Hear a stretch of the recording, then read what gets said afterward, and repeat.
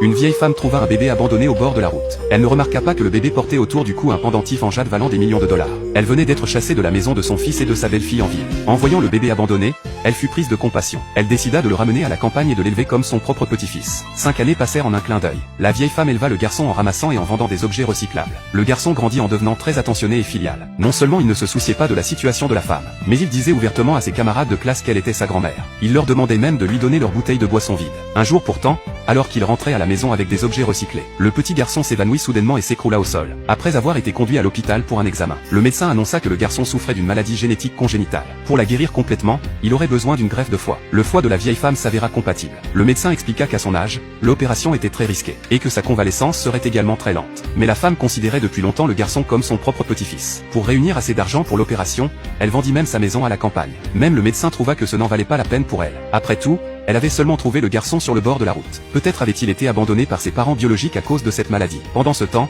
dans la maison de la famille la plus riche de la ville, la femme riche contemplait tristement une photo de son fils en pleurant. Des années plus tôt, leur famille avait été poursuivie par des ennemis. Son fils avait été emmené et abandonné à ce moment-là. Depuis, ils n'avaient cessé de rechercher leur fils. Ils étaient convaincus que leur fils était toujours en vie. Entre-temps, la vieille femme et le garçon étaient déjà dans la salle d'opération. Elle fit le vœu dans son cœur de sauver le garçon, même au prix de sa vie. Bientôt, la riche famille reçut une nouvelle. Un rapport indiquait qu'un garçon de 6 ans venait d'être admis à l'hôpital central. Le garçon portait un pendentif en jade identique à celui de leur fils. En apprenant que son fils avait été adopté par quelqu'un, et qu'il subissait en ce moment même une greffe de foie, le PDG ordonna immédiatement à son assistant de préparer un jet privé. Il voulait aller chercher son fils et leur grande bienfaitrice sur le champ. Heureusement, l'opération se déroula très bien. La vieille femme reprit conscience également, lorsqu'elle voulut donner sa carte au médecin pour payer les frais de convalescence. Le médecin l'informa que sa carte avait été gelée. Tout son argent se trouvait sur cette carte. Elle demanda au médecin de vérifier à nouveau. À ce moment-là, son fils et sa belle-fille entrèrent. Il n'était pas venu la voir par souci, mais pour prendre les quelques dizaines de milliers qui lui restaient. Bien qu'elle ait passé toute sa vie à ramasser des déchets et à les vendre, pour acheter à son fils et à sa belle-fille une maison en ville, il n'avait aucune gratitude.